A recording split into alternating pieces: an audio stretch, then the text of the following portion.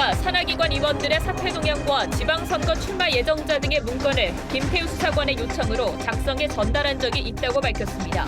의혹을 제기한 자유한국당은 환경부 장관과 이인걸 전 특감반장 등을 검찰에 고발했습니다.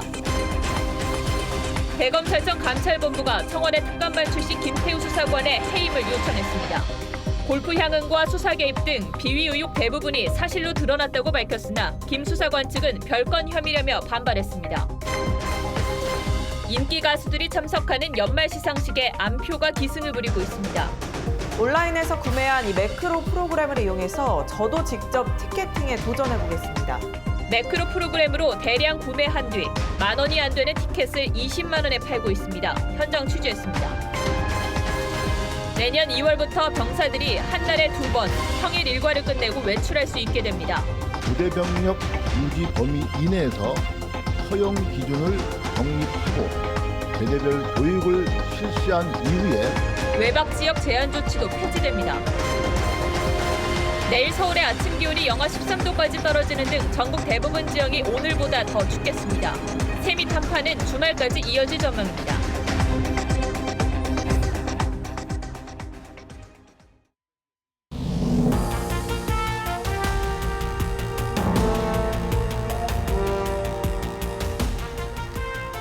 여러분 안녕하십니까? 뉴스9의 신동욱입니다. 오늘은 먼저 올 한 해를 마무리하는 국회 소식부터 알아보겠습니다.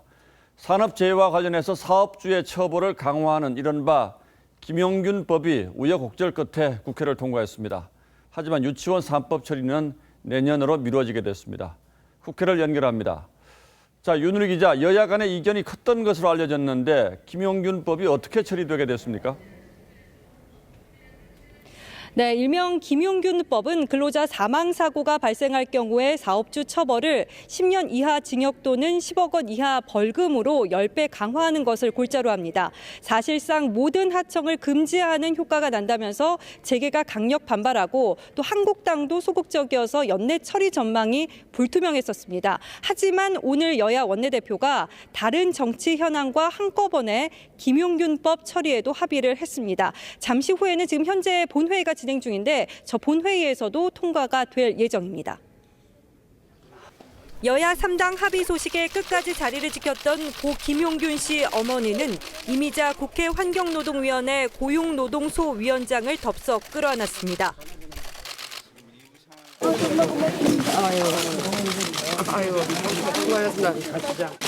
정말 뭐라고 얼마나 고마운지 정말 표현이 안 됩니다. 너무 고맙습니다. 정말 저도 아들한테 죄인인데 마음을 조막했고 저도 마음이 무거웠고 저도 참 못 잤습니다. 자, 윤리 기자, 그런데 유치원 3법은 내년을 기약할 수밖에 없게 됐군요. 네, 그렇습니다. 유치원 3법 같은 경우에는 여야 이견을 좁히지 못하면서 합의에 실패했습니다. 오늘 본회의에서는 또 직장 내 괴롭힘 방지법, 일명 양진호법도 처리가 됐습니다. 여야는 선거법 개혁을 논의할 정치개혁 특위를 포함한 6개 비상설 특별위원회 기간 연장안도 처리했습니다. 김상환 대법관 임명 동의안도 처리됐는데요. 다만 12월 국회에서 처리하기로 했던 채용비리 국정조사 계획서는 다음 국회에서 처리하기로 했습니다. 이학재 의원이 탈당하면서 이부자리 논란을 불렀던 국회 정보위원장직은 바른미래당 몫으로 남겨두기로 했습니다. 지금까지 국회에서 TV조선 윤우리입니다. 여야가 이렇게 극적으로 합의를 하고 빈손 국회를 모면하게 된 건 청와대 특별감찰반 의혹을 따지기 위한 국회 운영위원회에 야당의 요구대로 임종석 비서실장과 조국 민정수석이 출석하기로 하면서입니다. 조국 수석은 묵비권을 행사할 권리가 있다고까지 하며 출석에 부정적이었는데 청와대는 국회에 나가서 설명하라는 대통령의 지시가 있었다고 밝혔습니다. 홍혜영 기자입니다.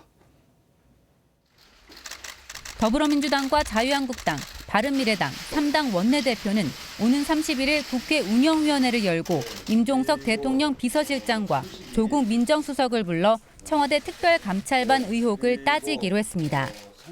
12월 31일 날 운영위원회를 소집해서 청와대 임종석 실장과 조국 수석이 출석하기로.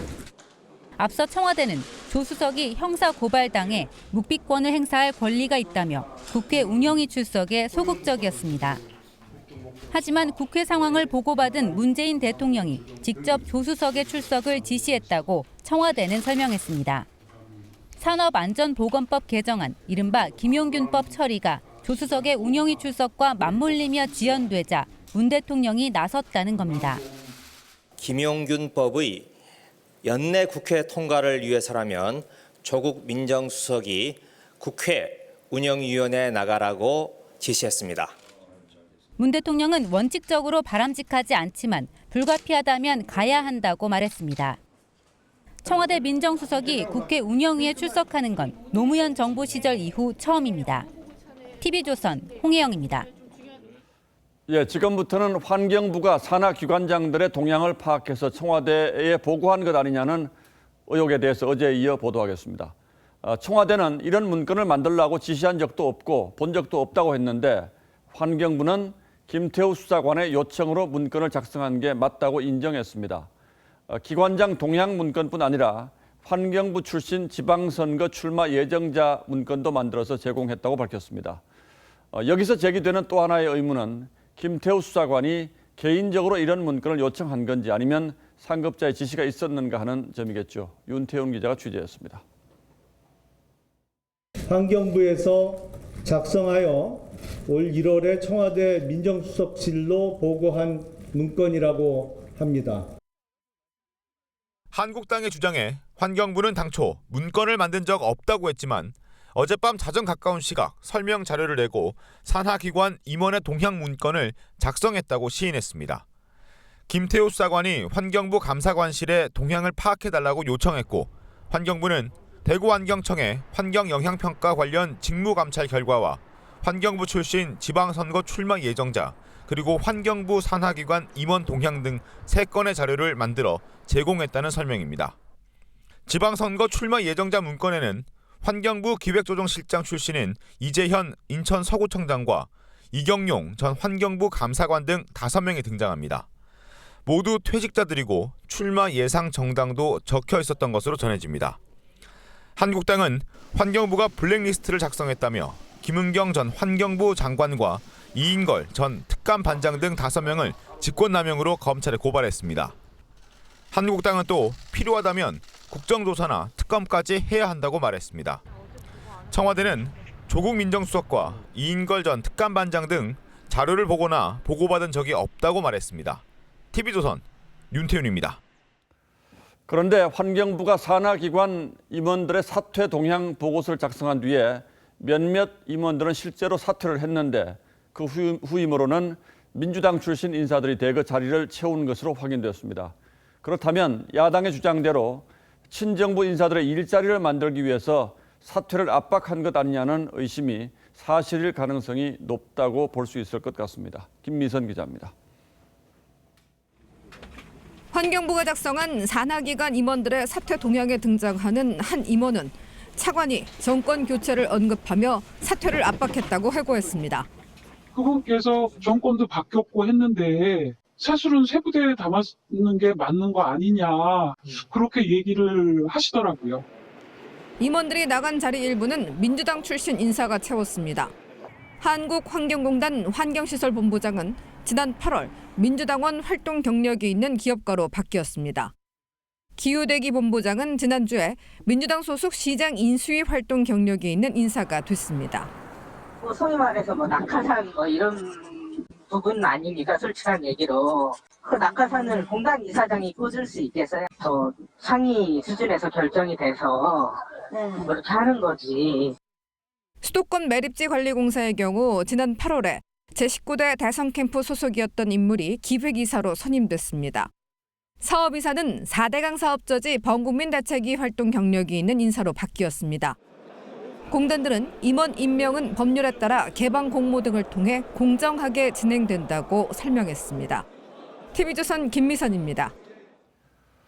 이뿐 아니라 김태우 수사관은 청와대 특감반장의 지시로 전국 330개 공공기관에 임원 리스트를 만들었다고 폭로했습니다. 그리고 이 가운데 야권 성향 인사 100여 명의 리스트를 따로 만들어 관리했고 문건이 완성된 뒤에는 이인걸 특감반장에게 보고했다고 주장했습니다. 계속해서 박재훈 기자가 보도합니다. 환경부는 김태우 수사관의 요청으로 산하기관 임원 사퇴 현황 문서를 작성했다고 했지만 김 수사관은 요청하지 않았는데 인사차 방문했다가 받았다고 말합니다. 김 수사관은 이인걸 당시 특감반장의 지시로 전국 330개 공공기관장, 감사 등 고위 임원 660여 명의 재직 유무와 임기 등이 적힌 리스트를 엑셀 파일로 작성했다고 말했습니다. 또 여기서 100여 명 추렸다고 했습니다. 이 100여 명이 이른바 현 정권의 블랙리스트라는 겁니다. 기관장들이 전 정부 당시 임명된 사람인지 정치 성향이 어떤지 등을 함께 조사해 리스트에 포함시켰다고도 주장했습니다. 스스로 사퇴하도록 공개 감찰했다고도 소개했습니다. 환경부 문건에 등장한 한 인사는 사표 종용과 같은 일이 환경부에서만 일어나는 일은 아니다고 한 언론에 말했습니다. 한국당은 환경부 말고도 다른 부처에서도 유사한 문서가 작성됐을 가능성을 의심합니다. 이것이 환경부 그 부처 하나의 일이겠습니까? 전 부처에서 일어났으니 정말 넉넉히 짐작됩니다. 민주당은 김 수사관의 주장을 터무니없는 행위라고 규정했습니다. 김태우라는 사람이 하는 여러 가지 그 터무니없는 행위, 이것 때문에 그 법을 통과를 놓고 원내대표단이 굉장히 고생을 지금 많이 하고 계십니다. 청와대는 보고받은 사람이 없다는 어제 입장을 되풀이했습니다. TV조선 박지훈입니다. 자, 이런 가운데 대검찰청 감찰본부가 김태우 수사관에 대한 감찰 결과를 발표하고 해임 중징계를 요청했습니다. 김 수사관이 골프 접대를 받은 사실 등 비위 혐의 대부분이 사실로 확인됐다는 건데 김 수사관 측은 그러나 위법하게 수집된 증거를 토대로 내린 결론이자 사실관계가 다른 부분이 상당히 많다며 앞으로 시비를 가리겠다는 입장입니다. 보도에 윤수영 기자입니다. 대검찰청 감찰본부는 청와대가 통보한 김태우 수사관 비위 혐의에 대해 한 달간 사실관계를 확인한 결과 해임 중징계를 요구하기로 했다고 밝혔습니다. 비위 혐의가 대부분 사실로 판단된다는 겁니다. 우선 건설업자 최모 씨 등으로부터 올해 12차례 골프 접대를 받아 검찰 공무원으로서 향응 수수 금지와 품위 유지 의무를 위반했다고 봤습니다. 또 우윤근 주 러시아 대사 금품 수수 첩보 녹음 파일 등 첩보 보고를 사진으로 찍어 언론에 제공해 비밀 엄수 의무를 어겼다는 게 주된 이유입니다. 김 수사관이 청와대 특감반 파견을 가려고 건설업자 최 씨를 통해 인사청탁한 사실도 새롭게 불거졌지만 배후 조사는 이뤄지지 않았습니다. 민간인에 대한 인사청탁은 형사처벌 대상이 아니라는 게 이유였습니다. 감찰본부의 결과 발표 직후 김 수사관 측은 반박에 나섰습니다. 골프는 정보 수집 활동의 일환이었고 육급 공무원이 정권 초기 실세였던 과학기술정보통신부 장관에게 해당 부처 5급 사무관 자리를 신설토록 유도한다는 게 가능하겠냐며 사실관계가 다르다는 주장입니다. 감찰 결과 대부분이 청와대에서 휴대전화를 무단 압수해 확인한 별건 혐의라며 앞으로 소명 절차를 통해 시비를 다투겠다고도 했습니다. 김 수사관에 대한 최종 징계 수위는 다음 달 열릴 대검 징계위원회에서 확정될 예정입니다. TV조선 윤수영입니다. 청와대 특별감찰반은 언론에 자료를 유출했다며 외교부 인사 10여 명을 감찰하기도 했습니다. 휴대폰을 제출받아서 포렌식 기법으로 샅샅이 뒤졌지만 정보를 유출했다는 증거를 찾지 못하자 대신 휴대폰에 들어있던 사생활을 문제 삼아 징계성 조치를 취하기도 했습니다. 이 뉴스는 이채연 기자가 보도하겠습니다. 특감반은 지난해 말 대미 관계 정보를 보수 매체에 흘렸다며 외교부 차관부부터 과장급까지 10여 명을 감찰 대상으로 지정했습니다. 동의서를 받아 휴대폰을 검색하고 중요 사진은 사진을 촬영한다는 지침도 세웠습니다. 포렌식까지 했지만 유출 증거는 안 나왔습니다. 대신 고위 외교관 핸드폰에서 불륜 의심 문자가 나왔습니다. 해당 외교관은 특감반 사무실에서 조사받았고 불륜 사실이 드러나지 않았음에도 지난 4월 내정됐던 공관이 아닌 험지 공관장에 발령났습니다. 야당은 불법 사찰이라며 비판합니다. 감찰을 대대적으로 실시를 했고 그 과정에서 사생활 영역이 불법 사찰까지 자행이 되었다는 문제. 영장 없는 압수라는 비판도 나옵니다. 압수수색 영장 없이 했기 때문에 그 자체로 불법이고 임의적으로 서약서를 쓰고 받아갔다 하더라도 사실상 강압적일 때는 그걸 입증을 통해서 특감반은 비슷한 시기 또 다른 외교관도 같은 이유로 감찰해 몇 년 전 불륜 의혹을 문제 삼았습니다. 외교부는 자체 조사를 거쳐 징계위에 회부했습니다. TV조선 이채연입니다. 부산시 경제부시장으로 일하고 있는 유재수 전 금융위 국장이 금융위를 그만두게 된 경위를 둘러싸고도 논란이 다시 일고 있습니다. 금융위는 당시 백원우 청와대 민정비서관으로부터 유 전 국장에게 문제가 있으니 인사에 참고하라는 통보를 받았다고 밝혔습니다. 그러나 구체적인 사유에 대해서는 자체 조사도 하지 않고 곧바로 대기 발령을 냈습니다. 그런데 이 과정이 앞서 보신 외교부의 경우와는 사뭇 다르고 민정비서관이 고위공직자 인사에 개입한 것을 두고도 의구심이 커지고 있습니다. 보도에 서주민 기자입니다. 유재수 부산시 부시장은 금융위원회 국장으로 재직했던 지난해 12월 대기 발령 조치를 받았습니다. 청와대에서 감찰 결과 본인의 어떤 그 품위 손상과 관련해서 인사에 참고할 필요가 있다라는 정도의 통보를 받았습니다. 감찰 결과를 통보한 사람은 백원우 청와대 민정비서관입니다. 하지만 구체적인 비위 내용은 통보받지 못했습니다.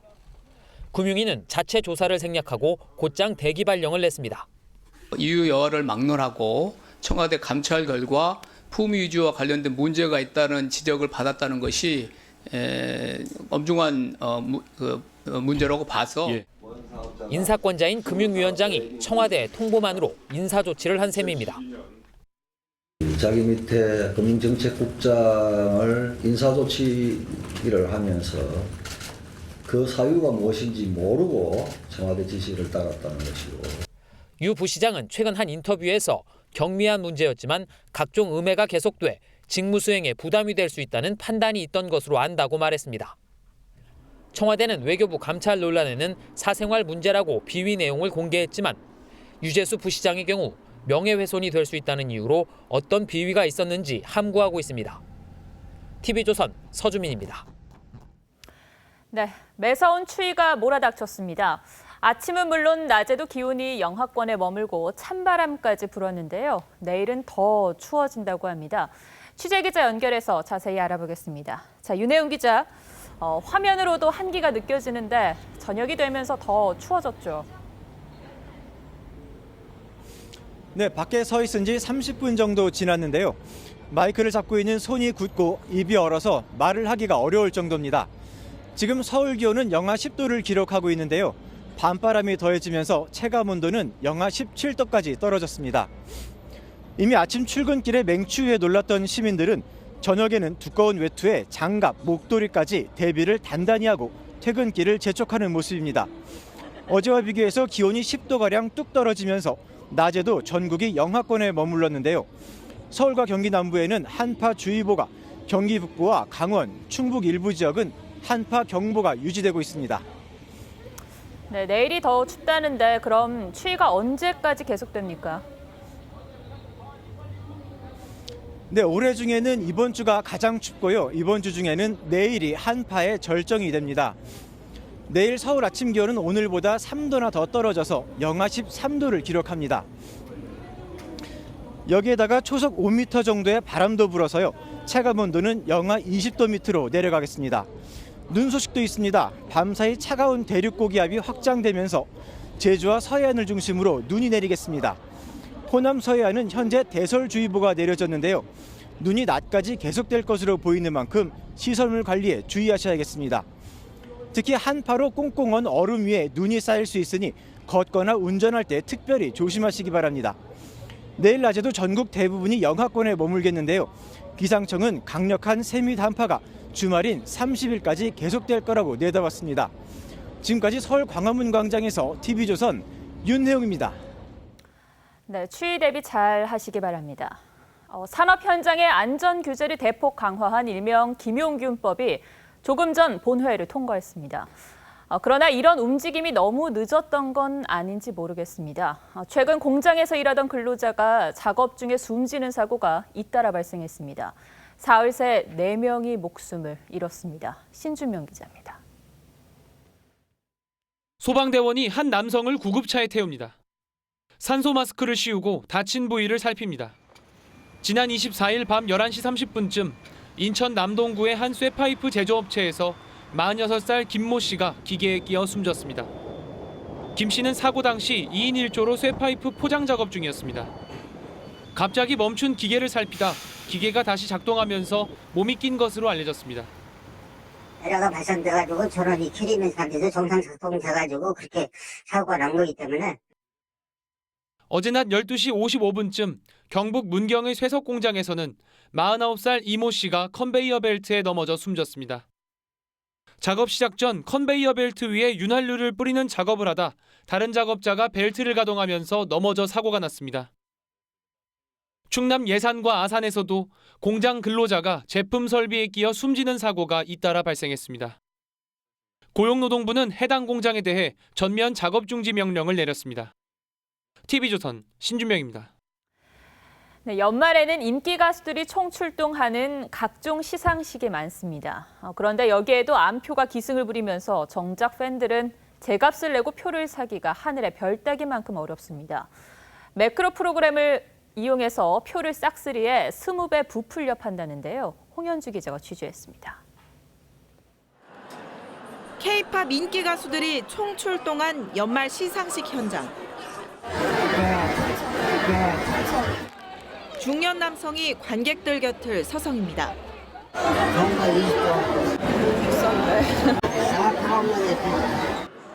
원래 판매 가격은 9,900원, 암표 가격은 20배에 달합니다.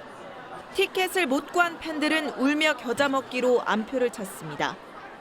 저는 PC방에서도 해보고 집에서도 해보고 대행도 해보고 다 해봤는데 안 되더라고요. 일단은 매크로랑 징링이랑 해가지고 일반 팬들이나 이런 사람들도 사서 다 돌리고.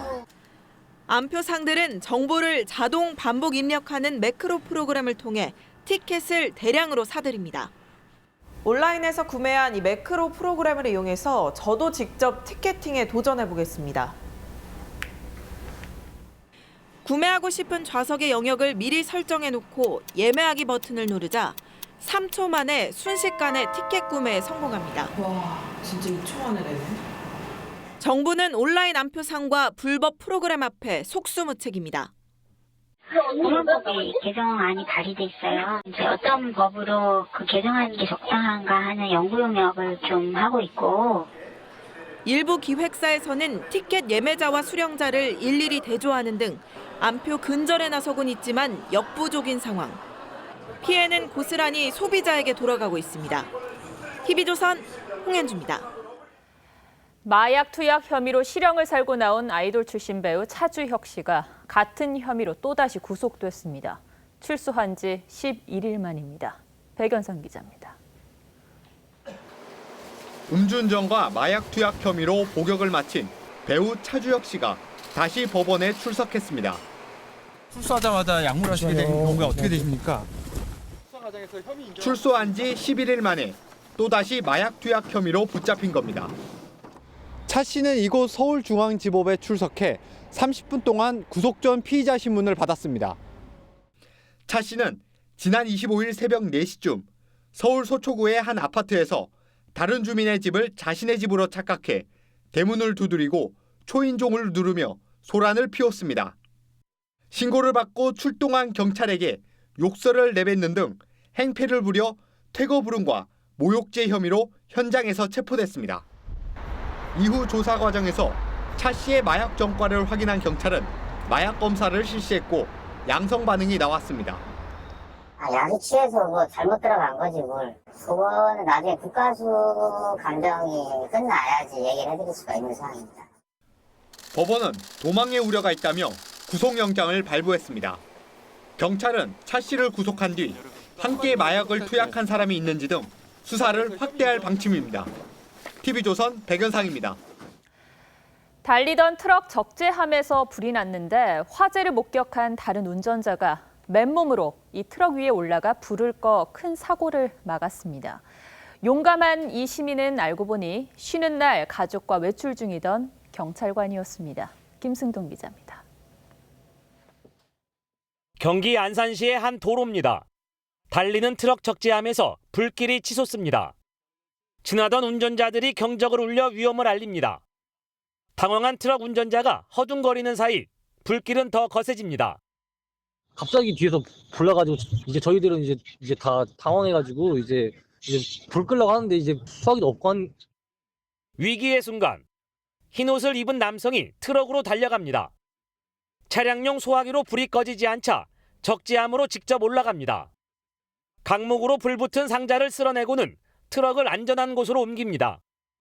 근처 상인에게 소화기를 건네받아 10분 만에 잔불까지 정리합니다.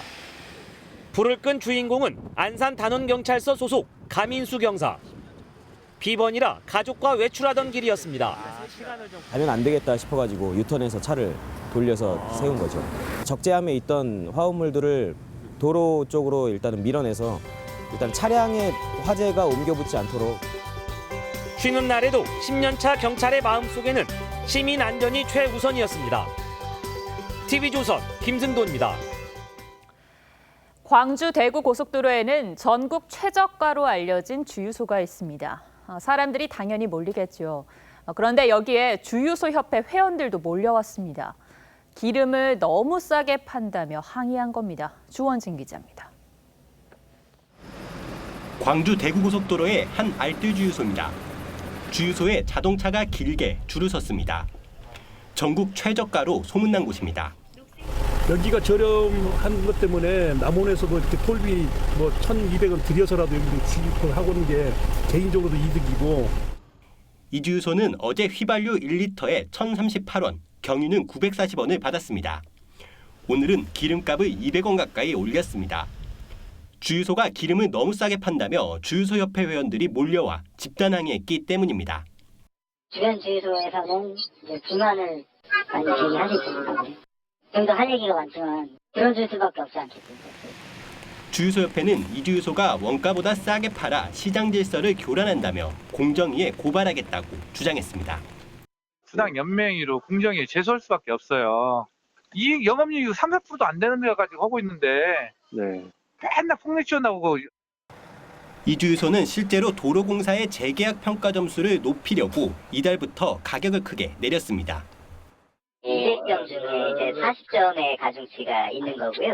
비싸게 팔다 보니까 그거를 만회하기 위해서 이제 12월에 그렇게 파는데 해당 주유소는 다음 달부터 정상 가격으로 판매하겠다고 밝혔습니다. TV조선 주원진입니다. 주요 경제단체장들이 신년사에서 일제히 내년 경제에 대한 어두운 전망과 우려를 쏟아냈습니다. 올해 우리나라는 사상 최대 수출 실적을 기록했지만 내년 1분기에는 수출마저도 쉽지 않을 거란 전망이 많습니다. 임유진 기자입니다. 내일 오전 우리나라 연간 수출액이 사상 처음 6천억 달러를 돌파합니다. 세계 7번째 대기록입니다. 하지만 내년 수출에 대한 기업들의 전망은 어둡습니다. 내년 1분기 수출 경기 기대치는 93.1로 2년 만에 최악으로 떨어졌습니다. 100 미만이면 수출 여건이 나빠질 것으로 보는 기업이 더 많다는 의미입니다. 철강 가격이 이제 하락할 거라는 우려도 많고 가전이나 무선통신기기 역시 또 해외 생산 확대, 또 글로벌 경쟁 심화라는 부분의 측면에서 새해 첫 달 기업 경기 실사 지수도 92.7로 44개월 연속 100선 아래 머물렀습니다. 경제단체장들은 신년사를 통해 내년도 경제 상황은 올해보다 더 안 좋아질 거라고 내다봤습니다. 허창수 전경련 회장은 새해가 더 어려울 것이라며 신성장 동력이 뚜렷하지 않은 게 가장 뼈아프다고 말했습니다. 박용만 대한상의 회장도 중장기 하향세를 바꿀 만한 물꼬를 트지 못했다며 아쉬움을 드러냈습니다. 손경식 경총회장은 생산과 투자, 취업 모두 트리플 부진을 겪고 있다고 우려했습니다. 고통스럽겠지만 산업이 선제적인 구조조정을 할 수 있는 여건을 만드는 게 매우. 우리 경제에 들이운 먹구름이 새해에도 거칠 기미가 보이지 않습니다. TV조선 임유진입니다. 정부가 과세 기준이 되는 부동산 공시가격을 현실화하기로 함으로써 일단 내년부터는 단독주택의 세부담이 크게 늘 것으로 보입니다. 그런데 주택 공시가격이 오르면 건강보험도 따라 오르고 기초연금 혜택에도 영향을 미치기 때문에 오래된 단독주택을 소유한 은퇴자들의 부담이 커질 수 있다는 우려가 있습니다. 지선호 기자가 보도합니다. 서울 마포구의 한 다가구 주택. 올해 공시 가격은 4억 8,900만 원이었는데 내년엔 9억 7,300만 원으로 거의 갑절이 됩니다. 세금이죠. 아이고 지금 작년전에 비교하면 그때 10원 내던 게 100원 내요. 올라서 말도 못해요. 22만 가구 표준주택 공시 가격은 전국 418만 단독주택 공시 가격의 기준이 됩니다. 제 뒤로 보이는 한남동엔 표준주택 112가구가 있습니다. 그런데 세 채 가운데 한 채는 공시 가격이 50% 넘게 급등했습니다. 표준주택 공시가격 1위인 이명희 신세계 회장의 한남동 자택도 내년 60%가 오릅니다. 다음 달 급등한 공시가격이 확정되면 보유세 폭탄으로 이어집니다. 한 2층 다가구 주택의 경우 올해 보유세 180만 원을 냈습니다. 그런데 내년 공시가격 45% 인상분만 따져도 보유세는 2년 동안 313만 원까지 74%나 급등합니다. 매년 이제 정부가 현실화시키겠다고 했기 때문에 2020년도에도 지속적으로 이 공시가격은 오를 겁니다. 다만 낡은 단독주택에 거주하는 고령 은퇴자 등 서민 부담까지 늘어나는 부작용도 있습니다. 공시가격이 30% 오르면 해당 주택 보유자는 건강보험료를 평균 13% 더 내야 합니다. 또 9만 5천여 명이 기초연금을 못 받게 됩니다. TV조선 지선호입니다. 내년 2월부터는 병사들이 한 달에 2번까지는 하루 일과가 끝나고 외출할 수 있게 됩니다. 외박을 나가더라도 부대 근처에서 머물러야 하는 위수지역 제한도 폐지되는데 병사들 입장에서는 기대가 클 듯합니다만 동시에 군 기강이 해이해질 수 있다는 우려도 나오고 있습니다. 김동현 기자가 보도합니다. 영내 매점에서 고른 제품 정보를 휴대전화에서 찾고 일과 후 자격증 공부나 게임도 합니다. 침대에 누워 다른 부대원에게 전화를 걸어 안부를 묻기도 합니다. 턱걸이 많이 늘었다며. 학점도 여기서 딸 수 있어, 학점. 국방부는 그동안 시범 부대에만 적용했던 휴대전화 사용을 내년 상반기 안에 전 장병에게 전면 확대하기로 했습니다. 다만 평일에는 오후 6시부터 10시까지, 휴일에는 오전 7시부터 오후 10시까지만 가능하고 휴대전화 촬영과 녹음 기능은 제한합니다. 보안검사를 마친 병사의 휴대폰에 이처럼 스티커를 부착한 뒤 한 곳에 모아 보관하도록 할 방침입니다. 내년 2월부터는 평일 오후 5시 30분부터 9시 30분까지 4시간 동안 부대 밖 외출도 전면 허용합니다. 제대별 교육을 실시한 이후에 19년 2월부터 전면 시행할 예정입니다. 외박 허용 범위인 위수지역도 폐지해 부대에서 차량으로 2시간 떨어진 지역까지 이동이 가능합니다. 북한과 대치하는 상황에서 섣부른 조치가 아니냐는 우려에 대해 국방부는 군 대비 태세에 지장이 없도록 하겠다는 입장입니다. TV조선 김동윤입니다.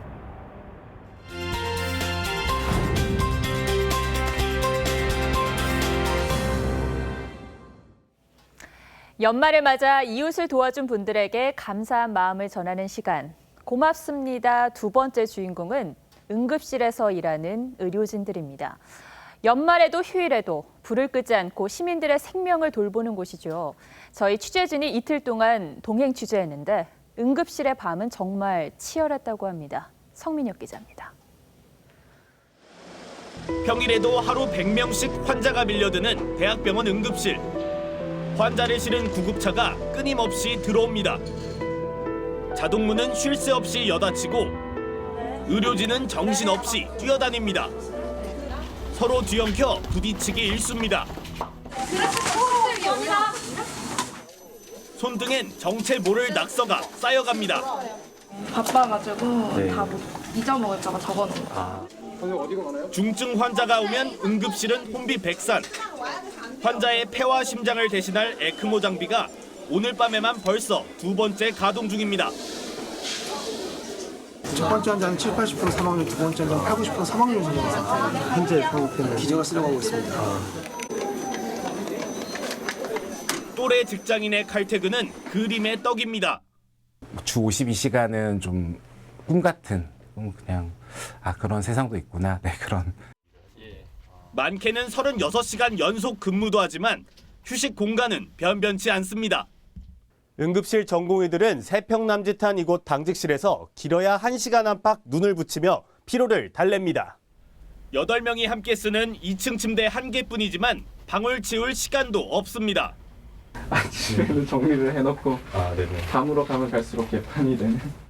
한밤중엔 취객들의 행패도 심심찮게 벌어집니다. 또 뭐 생명 위협을 느끼는 순간도 가끔 있기 때문에 이게 책상엔 에너지 음료와 커피가 가득이지만 새벽 1시가 넘어가자 다리엔 힘이 풀립니다. 다음 날 해가 저물어가는 또 다른 응급실. 환자분 이쪽으로 들어오시고. 약품이 실린 카트를 몰고 숨가쁘게 병동을 돕니다. 제대로 된 식사는 꿈도 못 꿉니다. 그럼 보통 식사하시는 시간은 보통 한 10분에서 15분 정도? 하지만 고된 일상에도 이들은 응급실을 떠나지 못합니다. 그래도 응급의학과 선택하신 이유가 궁금한데요.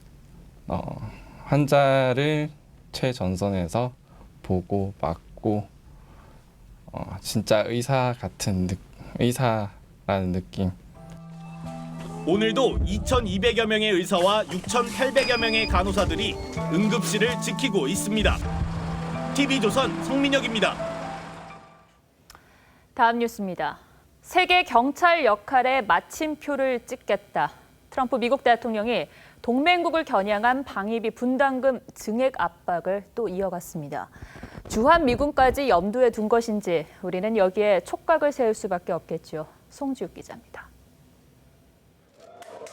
이라크 미군 부대를 깜짝 방문한 자리에서 트럼프 대통령은 동맹국들의 방위비 분담이 부족하다며 노골적인 불만을 드러냈습니다. We're not the suckers of the world. We're no longer the suckers, folks. 사흘 연속 방위비 분담금 문제를 거론한 겁니다. 트럼프는 미국은 계속해서 세계의 경찰일 수는 없다면서 모든 짐을 미국이 질 순 없다고 말했습니다. Solution that should be paid for by its very rich neighboring countries, not the United States. Let them pay for it, and they will. 국방장관 조기 교체와 연방정부 셧다운 등으로 악화한 여론을 반전시키려는 카드란 분석도 있지만 보호무역과 더불어 신고립주의를 실용 노선의 한 축으로 쓸 수 있다는 우려가 커집니다. 트럼프는 시리아 철군 방침을 재확인했고 아프가니스탄 주둔 미군 병력도 최대 50% 감축할 것으로 알려집니다. 구체적인 국가를 언급한 것은 아니지만 현재 난항을 겪고 있는 한미 방위비 분담금 협상에 어떤 영향이 있을지 주목됩니다. TV조선 송지욱입니다. 북한에 억류됐다 숨진 원비어의 유족에게 북한이 5억 달러를 배상하라고 판결한 미국 판사의 의견서가 공개됐습니다. 북한이 원비어에게 전기 충격을 가하고 도구로 치아 위치를 바꾸는 고문을 가했다는 내용이 담겨 있습니다. 유지영 기자입니다. 2016년 1월 북한 여행 중 선전물을 훔치려 했다는 이유로 노동교화형 15년에 처해진 오토 원비어. 17개월 억류 끝에 지난해 6월 의식불명 상태로 석방됐지만 미국 귀환 엿새 만에 숨졌습니다. Before returning him to America last June, horribly injured and on the verge of death.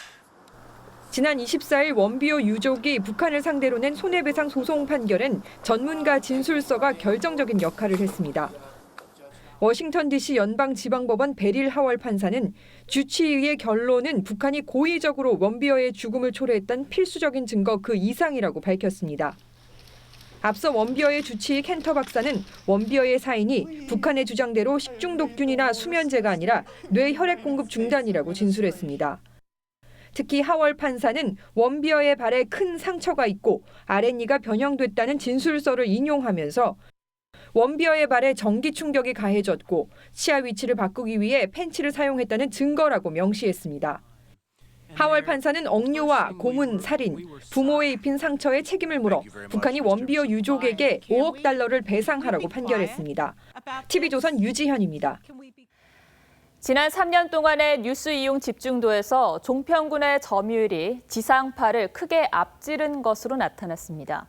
지상파군은 KBS, MBC, SBS의 TV와 라디오, 인터넷을 합산한 것이고 종편군은 조선, 동아, 중앙일보 그리고 매일경제의 신문과 TV, 인터넷을 합산한 것인데요. 또 뉴스 신뢰도 조사에서도 지상파의 하락이 두드러졌습니다. 박수영 기자가 보도합니다.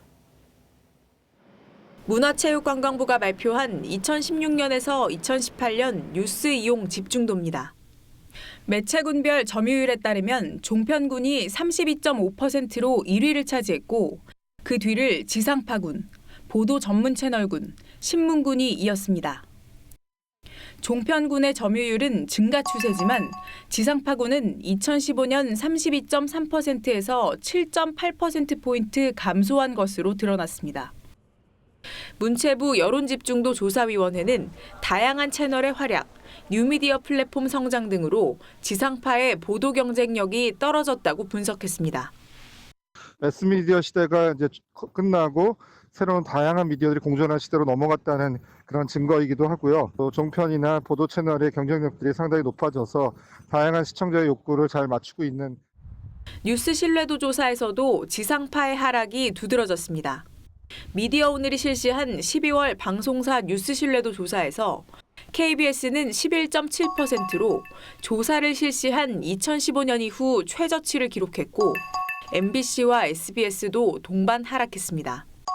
반면 TV조선의 신뢰도는 크게 높아졌습니다. TV조선은 지난해 8월 1.8%에 머물렀지만 이번 조사에서 10.9%로 집계돼 신뢰도 조사 이후 처음으로 10%를 넘기며 전체 방송사 중 3위를 기록했습니다. TV조선 박소영입니다.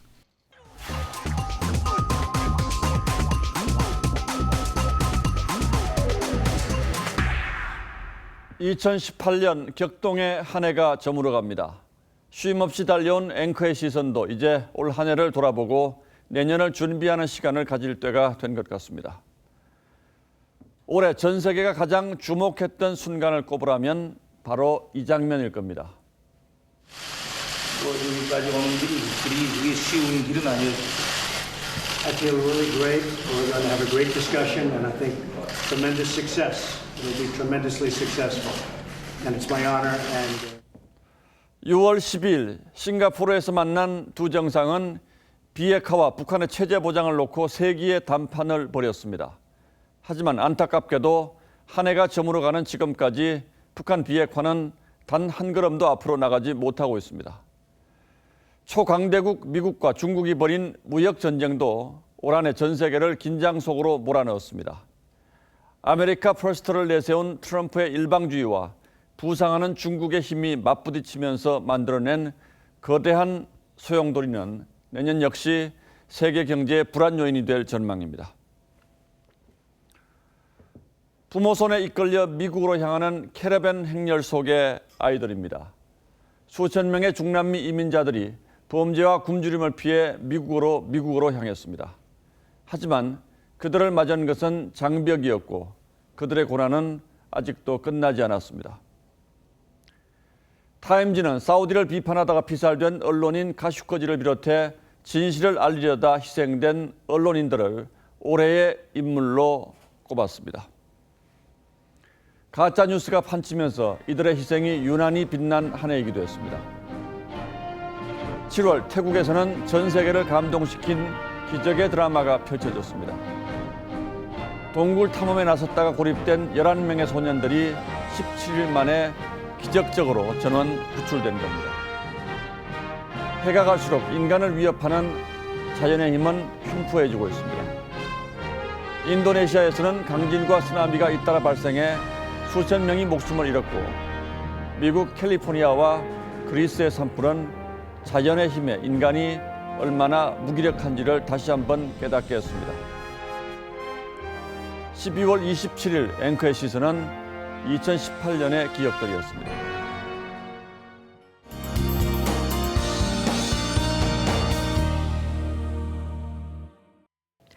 네, 오늘 서울의 아침 기온이 영하 11.8도까지 떨어졌습니다.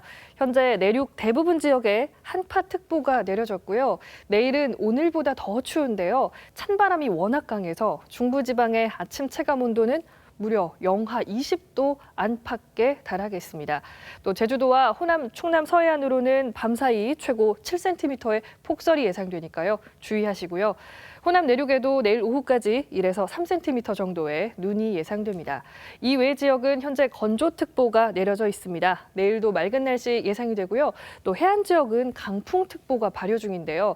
강한 찬바람에 대기 건조까지 불이 번지기 쉬운 날씨입니다. 화재에 각별히 주의하셔야겠고요. 내일 아침 최저 기온은 서울이 영하 14도, 춘천 영하 16도, 대구 영하 10도로 시작을 하겠습니다. 중부지방의 경우 한낮의 체감 온도는 영하 10도에 머물겠고요. 남부지방도 전주 영하 1도, 울산이 0도 선에 머물겠습니다. 이 영하 10도 강추위는 다음 주에는 조금 누그러집니다만 그래도 추운 날씨죠. 한파 대비 잘하시고요. 당분간 맑은 날씨 계속될 것으로 전망됩니다. 날씨였습니다. 예, 목요일 뉴스9은 여기서 모두 마치겠습니다. 시청해 주셔서 고맙습니다.